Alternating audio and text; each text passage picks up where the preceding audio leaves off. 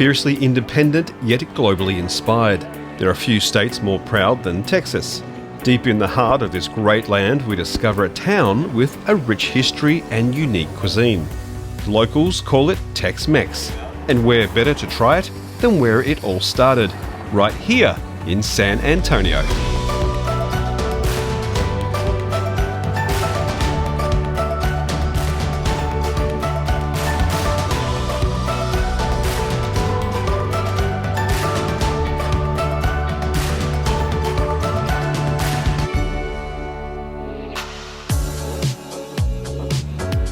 Our journey begins in a Mexican tortilla factory. There are no preservatives in this. I love You that. can't buy this a week later. Okay. You use it today, tomorrow, and you're done. A first-generation Italian teaches us his famous Tex-Mex creation. Yeah, I learned how to cook when I was about 12 years old. We catch a glimpse of San Antonio luxury at the Emma Hotel. Oh, wow, this is just insane. Welcome to the lobby. Chef Rico crams us into a converted train carriage. This is an old refrigerator car from the 30s. It was decommissioned and then later purchased and put here and set up as retail. And Chef Elizabeth introduces us to her all-natural Texan cuisine.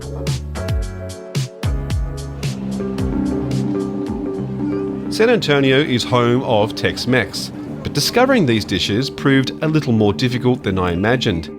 Each chef I spoke to had their own take on the cuisine. But with a history so vast and complicated, I guess that makes sense. When the Spanish settled missions here in the 1700s, San Antonio would never be the same. They introduced religion and culture, cattle and cuisine. Texas would later fall under Mexican rule.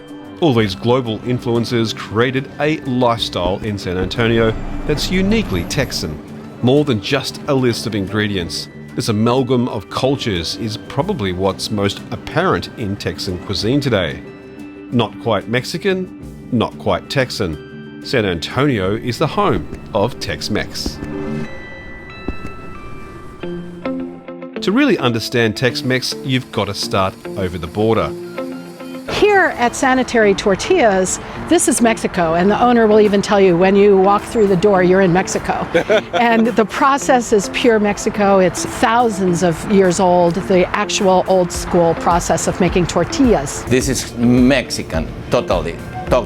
It's something like it's real. It's not in the 70s or in the 80s someone developed around the corn flour.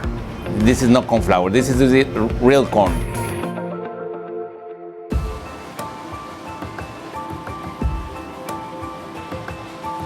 The foundation of most Mexican dishes is the tortilla, and to get it right, it takes quite a long time. So it starts with corn. Now this is dried corn from about a 50-mile radius from here. So it's locally produced and then dried. Okay. And then the dried corn gets put in these big bins, and it's cooked over a flame overnight, very slowly, with a calcium carbonate. If you wanted to make the good tortillas, the right corn tortillas, you have to make 24 hours before. And then it comes over here. And that's hot, right? It's warm, yeah. Okay, yeah. And it's ground there. And the grind is determined by what the end product is going to be. It's a looser grind for corn chips because the oil has to come through the chips. It's a tighter one for tortillas.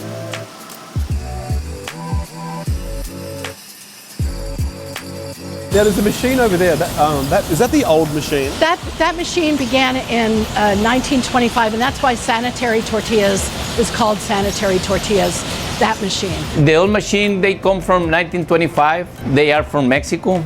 The flame warm up stainless steel pipes, and they are in touch directly with the dog. That's why the smoky flavor is amazing. They have a smoky flavor. And what makes this particular set of tortillas so delicious is that they're flame kissed. So the flame actually imparts a really nice nuttiness. Okay. And when you taste it, you're going to say, "Oh my God, it tastes like corn." Yeah.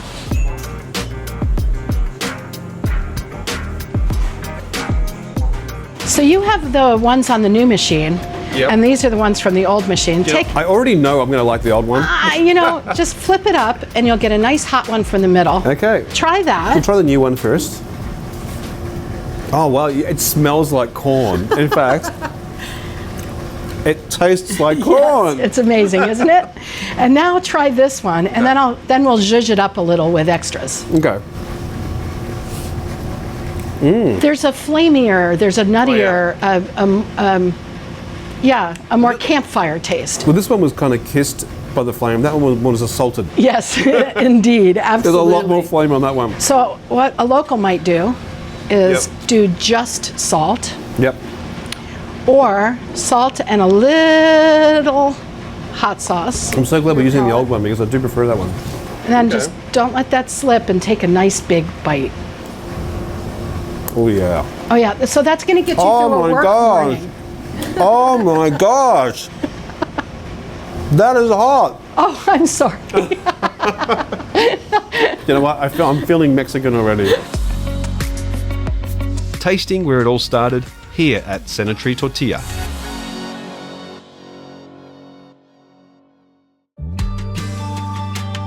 San Antonio is the birthplace of Tex-Mex, and you may be surprised, but nobody does it better than this first-generation Italian. Now, this is the thing about your last name. I mean, you are Italian, Yes, but you're making amazing Mexican food. correct. How did that happen? My grandfather came over from Italy and settled in Mexico first, in Veracruz. And legend has it he rode horseback all the way up here, met his wife, and then moved to San Antonio. Wow. So that's how all these recipes came here to the United States. So this is Tex-Mex, what we're having here, right? What makes it Tex-Mex, that's up for question, because I don't know that I've ever seen guacamole cups in Mexico. And there are only two places here in San Antonio that make guacamole cups or bean cups. Okay. One of them is Steve's family's former restaurant, Teca Molino. And then, of course, the Taco Hut, and now Lala's. Steve's family have been cooking for generations. It's this journey from all over the world that makes Lala's better than the rest. So you grew up doing this, right? Yes. So this is My dad actually opened the Taco Hut the year I was born. Wow. Yeah, 1958. Wow. So I grew up on this food, and we had a third generation clientele coming in those doors, and that's what's so special about this place is we're back on the south side of San Antonio, and those people are rediscovering this food. So it's very gratifying and heartwarming. Doing the tortillas coming out of the thing, that was really hard work. Yes. You had to get that right. I think I made some mistakes Yeah. at the beginning, but we got there, and these are the cups that I made. But I'm going to give you a break and say it's cloudy and it's too humid for good tortillas today. Let's do that, okay? How about that? Okay, I'll take it. To form these cups, it's kind of origami-ish in nature. We're going to do a little pinch 4 times. Okay. So what goes in the cups? We put refried beans with cheddar cheese on top, and our guacamole cups have a little bit of lettuce in the bottom, fresh avocados, and a tomato on top. Tex-Mex, generally, when you think of Tex-Mex, you think of meat. Yeah. And because in Mexico, they're not putting meat in their salsas, and I mean in their sauces. Here, with the Okay. Texas meat, Americans have to have meat. well, and it was the culture of the cattle drives. Of course, yeah. And that's what made Texas Texas. Yeah, was yeah. the cattle and the goats and the. Well, of course, Tex-Mex is all around the world now. I mean, it's its Everywhere. own cuisine, Yeah. which is an amazing mixture. Why is this called Tex-Mex? Why wouldn't it just be called... That's a good question. I don't really know an answer to that. San Antonio is famous for Tex-Mex food, and I think this is the home of Tex-Mex food, honestly, in my opinion. But it's not just Steve. People travel from all over San Antonio looking to have a bite in the city where Tex-Mex was born. Now, my opinion Yep. is to eat this, and if you don't get your nose dirty, you're not eating it right. Okay, let's get some... I pick it up. Let's get dirty. And I'm sure that people would tell me I'm wrong. Oh, yum. That's good. I'm really proud of myself there. You did a good job. What do you think? Nice. How's my nose? It's got that dirty bit. A little messy and a lot of fun. Lala's does Tex-Mex just right.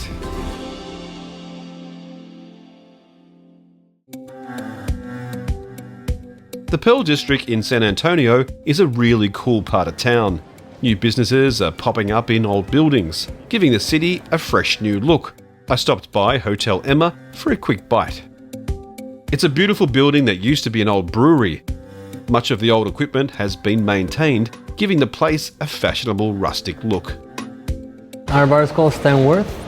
And actually, quick story about that, it comes from a tradition that they used to do here at Pharm, which was the Stanworth privilege.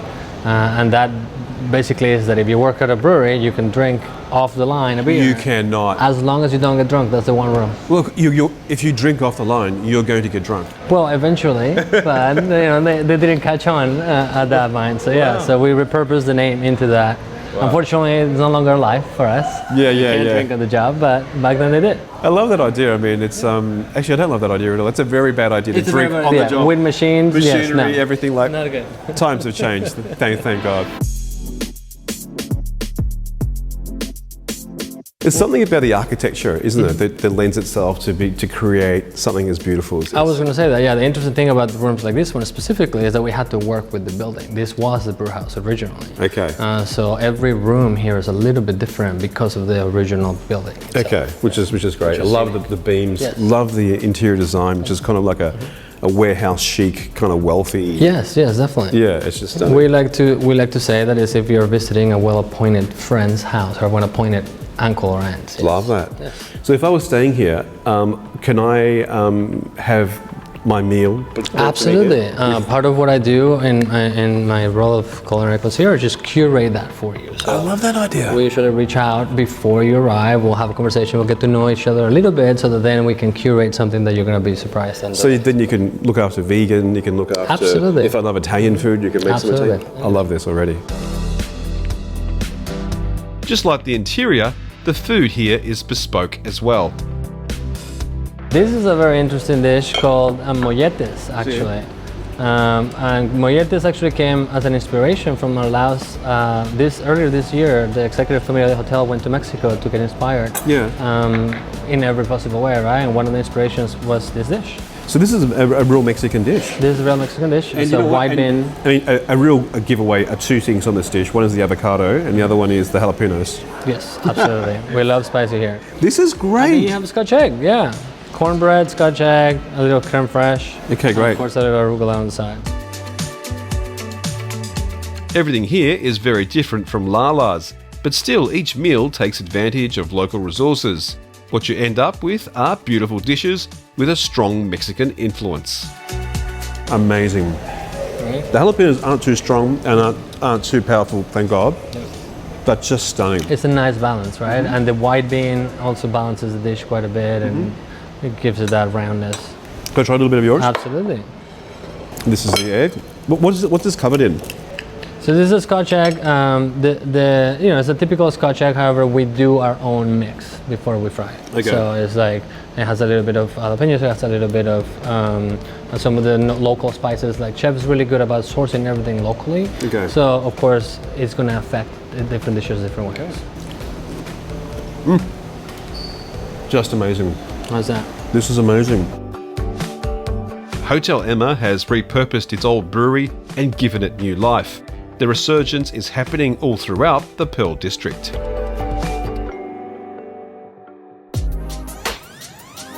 Just around the corner we meet Chef Rico. He's turned an old boxcar into San Antonio's coolest new restaurant.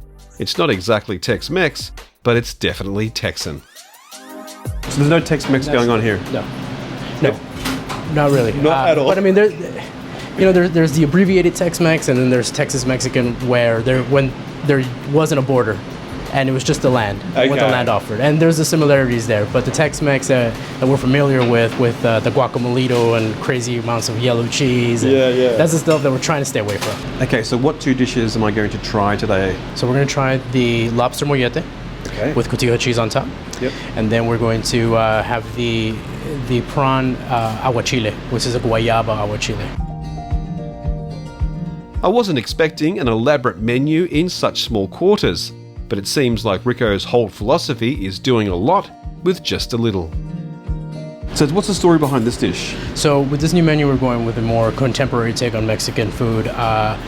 progressive has always been part of what we do here, but we really wanted to draw our inspiration from art with this one, and that has a lot to do with what's going on in the plating as well. Okay. And being more of a spring menu as we're moving into the, well, Texas spring. Yeah. Wanted to do something a little fresher, so we have this beautiful agua chile made with guayabas. Yep. A little bit of vanilla, citrus, a little bit of chili to add that perfect heat to it. Yep. Here we have some prawns that have been cooked sous vide, poached in sous vide with a little bit of citrus and butter. Yep. Clementines that have been charred up. That extra char adds that level, just this level of bitterness that really enhances. There's something about that balances off the sweetness. Yeah. And then this beautiful ribbon right here is actually pickled daikon radish, and we pickle that with a little bit of white wine vinegar and lime. Sounds great. Lemon All right. balm. Well, let me just try it a little bit together here. So I'm going to do the I'm going to put the shrimp with the orange and a little bit of that sauce. Wow. Right, and so the charge is really adding that extra level. It's a zing. It's singing in my mouth. Yeah. And saying you're welcome. And because it's healthy, there's a singing with a healthy dish that just makes eating just such a pleasure. Exactly. The entire experience here is delightful. Rico's personal touch is found everywhere you look. I love the concept. I mean, this is all happening we've got to say, it's in a train carriage. That's right. And it's very small in here. Yeah, this is an old refrigerator car from the 30s. It was decommissioned and then later purchased and put here and set up as retail. I love this. Yeah. So really, you can only seat 10 people at a time. 12. So 12 people at a time. 12 people. And they're all watching you cook. Just about, yeah. It's a staff of 5. So Yep. we're all cooking, we're all serving, we're all cleaning, we're all presenting dishes. There's no menus on the table. It's a story after story and explanation and just really engaging the table course by course. This is going to be more of a centralized type of dish that you find in Mexico City, but we've kind of drawn inspiration from the coastlines as well. Okay. So we start off with a beautiful multi-seed bread on the bottom, lightly buttered and crusted and charred, toasted, and then poached lobster. Yep. An avocado that we call tatamate. Basically what we're doing here is we char chilies, a little bit of onion, and mix that into the avocado to make the avocado mousse. Love that. Right? And then you have your aged cotija cheese on top. Now that is a cheese that is actually inspired by Italian immigrants and their method of making Parmigiano Reggiano. And so this is an aged white cheese. Oh, you can and it's smell it. granular. Yeah. And, it has a little funk to it. It has a real Parmesan smell to it too. And then finish it off with a little bit of trout roe. I love this. All right, let's give this a try, shall we? Yeah, straight in. There you go.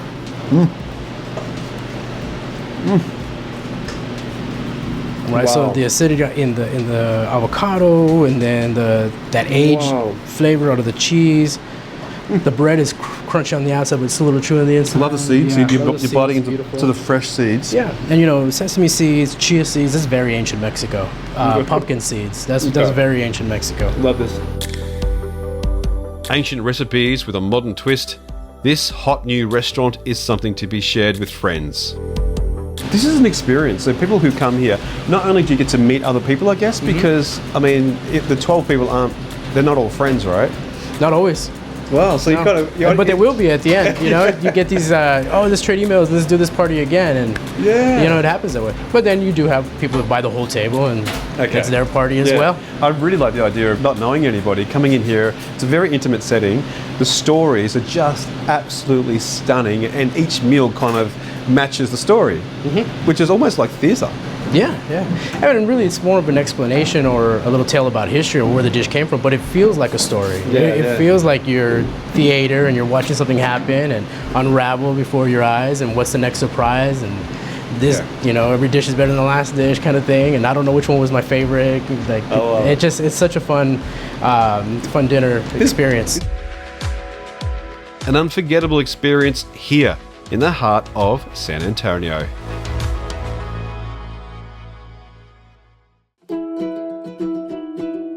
At Pharm Table, Chef Elizabeth has created a delicious, healthy food haven.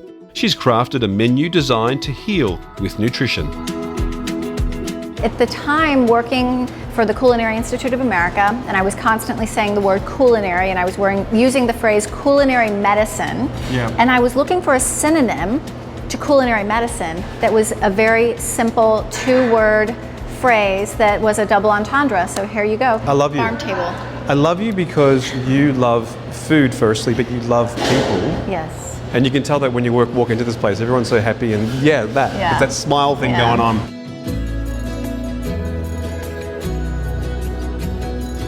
Well, I've been trying to heal people with food for 5 years, and about 2 years ago, I joined the city in an effort to try to get a City of Gastronomy designation under UNESCO, and it fits really well with everything that I do here at Pharm Table, because we're about healing our community, and that's the planet and people. Basically, everything here is vegan and vegetarian, but you do have meat options for those who want it. We do. So I like to say 97% of the menu is going to be plant-based. Yep. And then we have beef, chicken, and pork that people can add to anything on the menu because we're in San Antonio, Texas, and people like their meat. You're in Texas, which is just, you know, that is, everyone loves their meat here. Well, I mean, our city was built on the cattle drives. It was, yes. It was. That's how San Antonio came to be.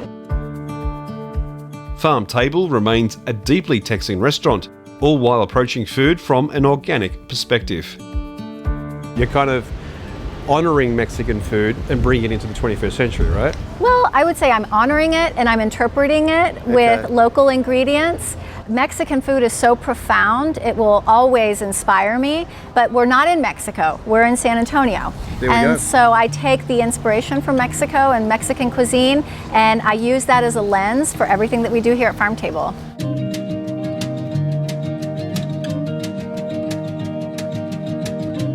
You've taken the Mexican culture and cuisine and transformed it into a modern way that is more beneficial for people to eat it and also better for the environment. It is. This is still Tex-Mex, right? We actually call this Tex-Mex. Wow, I like that. Tex-Next, a fresh take on classic recipes. Should we try it? Yes. Let's do it. Oh yeah, look at that. Do you know what? It just looks beautiful.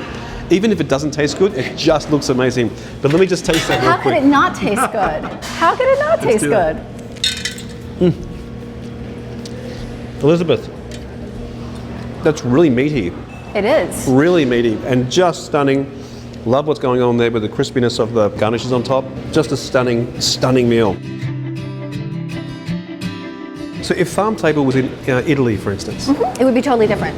So you'd be able to do the same kind of thing? Absolutely, absolutely. Okay, and what it was in China?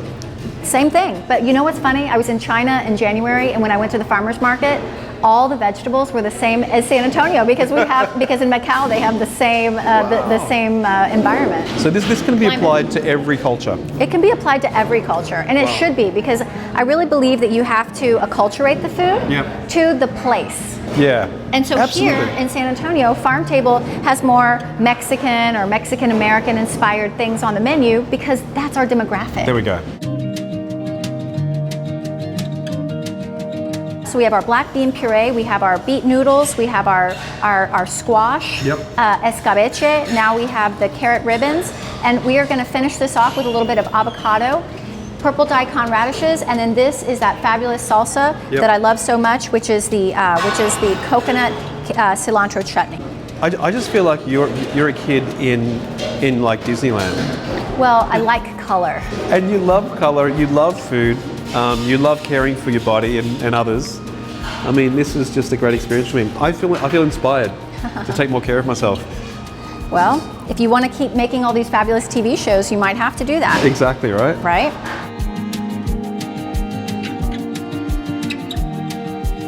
Here we are. Let's try this. Thank you so much. You're welcome. This is just great. I really want to try this base as well. Look at that. Just looks absolutely beautiful.